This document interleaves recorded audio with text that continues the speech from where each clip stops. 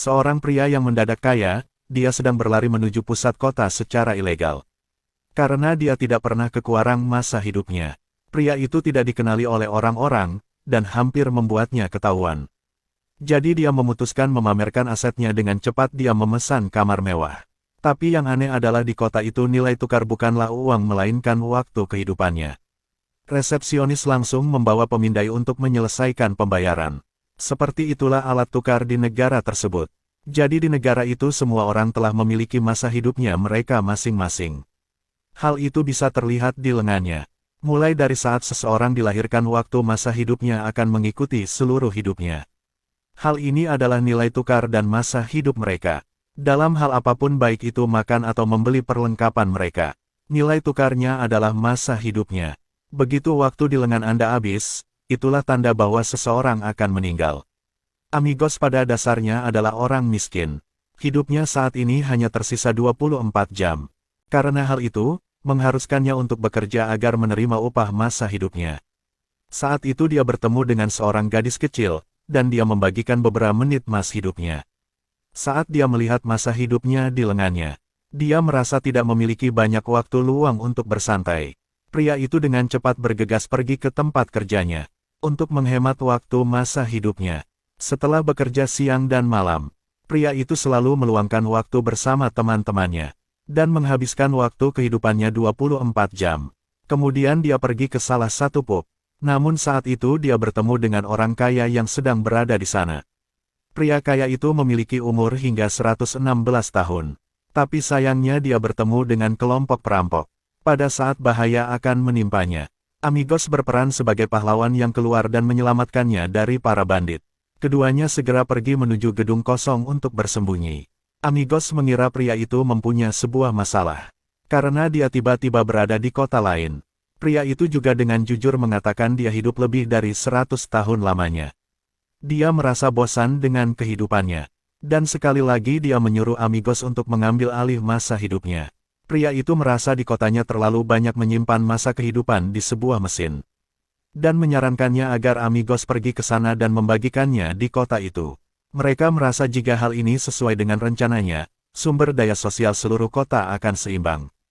Lalu pria itu menegaskan jika dia memberikan masa hidupnya kepada Amigos. Apa yang akan Amigos lakukan dengan masa hidup yang lama? Jawaban Amigos sangat membuatnya terkejut. Jika dia memiliki masa hidup 100 tahun dia tidak perlu melihat kekacauan di kotanya. Mereka menikmati malam itu dengan banyak mengobrol. Saat pagi hari Amigos terbangun dia sangat terkejut saat melihat masa hidupnya memiliki lebih dari 100 tahun. Jadi saat Amigos tidur, pria misterius itu memberikan masa hidupnya kepada Amigos. Amigos bangkit dan berjalan ke arah jendela, dia melihat pesan dari pria misterius itu. Pesan itu bertuliskan, jangan menyia-nyiakan waktu yang dia berikan. Saya melihat keluar jendela dan melihat pria itu sedang duduk di jembatan yang ada di seberang jalan. Kemudian Amigos berlari menghampirinya dan akan memberikan waktunya kembali. Tapi sekarang masa hidupnya hanya menyisakan beberapa detik saja. Saat waktunya habis, dia langsung terjatuh dari atas jembatan dan meninggal dengan tenang. Beberapa saat kemudian polisi dari kota besar telah tiba di tempat kejadian. Dia kemudian melihat rekaman dari kamera pengintai, dan melaporkan semua kejadian tersebut. Para polisi saat ini mengidentifikasi bahwa Amigos sebagai tersangka kejahatan. Mereka menganggap Amigos telah merampok masa kehidupan dari pria misterius itu. Kali ini Amigos merasa leluasa dengan masa hidup yang ia punya. Setelah bermalam di tempat mewah, karena awalnya dia adalah orang kurang mampu. Kebiasaannya saat dia makan dengan cepat menarik perhatian para tamu di sana. Kemudian pelayan menghampirinya untuk memastikan bahwa Amigos bukan penduduk kota besar. Pelayan itu merasa kurang yakin dari tingkah laku tamunya saat itu. Amigos saat ini beralasan dia sedang buru-buru, karena akan pergi ke sebuah kasino. Dia berencana untuk merubah nasibnya di sana. Ini adalah taruhan khusus. Mereka tidak mempertaruhkan uang, mereka bertaruh setiap menit hidup mereka. Semuanya dapat berubah seiring berjalannya waktu. Ketika waktu di lengannya habis, hal inilah yang menandakan seseorang itu akan kehilangan nyawanya. Amigos saat ini melihat 10.000 tahun di lengan lawannya. Lawannya sambil tersebut menunjukkan bahwa dirinya tidak ragu untuk bertaruh. Saya tidak ragu untuk bertaruh sepanjang waktunya. Kemudian Amigos hanya menyisakan 20 detik di lengannya. Tetapi lawannya tidak mengenal rasa takut untuk pertaruhan ini. Pria itu juga adalah pemilik bank di kota itu. Dan dia menyimpan masa hidup yang sangat lama di dalam mesin. Waktu yang tersisa sangatlah berharga bagi Amigos. Kemudian lawannya melemparkan kartu yang berada di tangannya. Untungnya dewa keberuntungan ada di pihak Amigos. Dia telah memenangkan pertaruhan ini. Lalu dia meletakkan lengannya di atas mesin pemindai. Saat ini jumlah masa hidupnya terus meningkat dan lebih banyak. Dia berhasil menerima 1100 tahun kehidupan. Awalnya direktur bank mengira itu adalah taruhan kecil baginya. Dia tidak menyangka Amigos akan mempertaruhkan nyawanya. Jadi dia sangat menyukai semangat Amigos.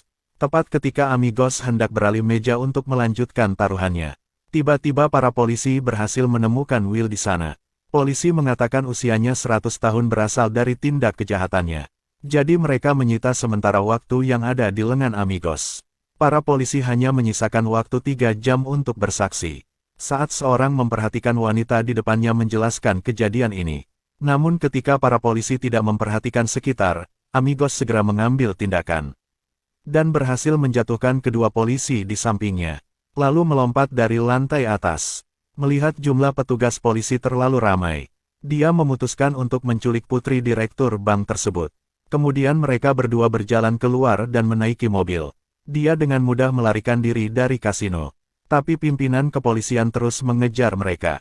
Polisi itu menyenggol mobilnya, untungnya dia bisa mengendalikannya dengan baik. Dengan keahliannya dia mengendalikan mobil dengan melaju mundur. Ketika ada truk yang sedang melaju ke arahnya, dia dengan mahir memutar mobilnya dengan sempurna. Lalu truk itu menabrak bagian belakang mobil polisi, yang sedang mengejar.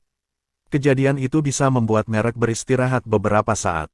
Namun mereka tidak tahu bahwa mereka telah menjadi sasaran pencuri waktu. Saat mereka berangkat keesokan harinya tiba-tiba terkena jebakan para bandit. Mobil itu langsung hilang kendali dan terjatuh ke bawah langkan. Sementara itu mereka dalam keadaan koma, lalu bandit meraih tangan Sylvia. Lalu mencuri masa hidupnya. Sekarang suara sirine polisi terdengar. Sebelum para bandit itu menyelesaikan pencuriannya mereka bergegas melarikan diri. Lalu menghilang dari tempat kejadian. Saat mereka terbangun dari pingsannya, ternyata waktu di lengan Sylvia tersisa 30 menit. Merasa jumlahnya tidak banyak lagi. Mereka bergegas untuk menemukan sahabatnya. Sekarang waktunya hanya tersisa 4 menit. Namun yang menyambut mereka adalah kabar buruk. Temannya telah meninggal 2 hari yang lalu. Tidak ada cara lain yang bisa mereka lakukan. Mereka hanya bisa pergi ke toko emas, dan menjual barang berharga Sylvia. Seharusnya bisa mendapatkan waktu selama sehari. Ada hal-hal yang tampak seolah-olah telah menyelamatkan hidupnya. Untuk mendapatkan lebih banyak waktu mereka akan menelepon ayahnya Sylvia. Amigos menyarankan untuk membawa 1000 tahun untuk menebus putrinya. Tetapi ayahnya menolak perjanjian itu. Mereka saat ini melanjutkan perjalanan mereka di kota kumuh itu. Dan bergegas pergi dari sana. Mengetahui ayahnya memperlakukan Sylvia seperti itu membuatnya menjadi marah. Dia memutuskan untuk bergabung dengan Amigos untuk memberi pelajaran pada ayahnya. Saat orang-orang mengantri di salah satu bank, tiba-tiba ada sebuah mobil van menerobos masuk ke sana. Jadi kedua bandit itu adalah Amigos dan Sylvia. Namun anehnya mereka tidak merampok mesin penyimpanan waktu tersebut. Kemudian mereka membawa mesin pemindai itu beberapa keping. Setelah mereka berhasil mengambil mesin pemindai itu, Sylvia membagikannya kepada orang-orang yang berada di sana. Mereka memanggil orang miskin ke sini untuk mendapatkan masa hidup lebih lama. Para penduduk mulai saling berebut mesin pemindai itu. Namun mereka tidak mengharapkan hal ini. Perilaku ini akan membuat masyarakat miskin semakin kacau. Karena jumlah penduduk miskin terlalu ramai. Jadi waktu yang dimiliki setiap orang masing-masing dibatasi. Seseorang yang memiliki masa hidup yang terlalu banyak, akan dicari oleh Amigos. Untuk pemulihan penuh agar mereka mendapatkannya dengan seimbang. Pada saat ini polisi dengan cepat telah menemukan lokasi Amigos.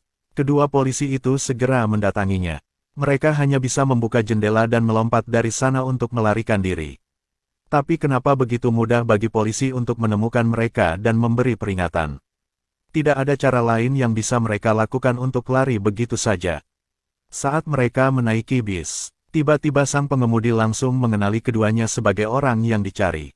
Amigos hanya mampu membayar waktu suap selama 2 tahun.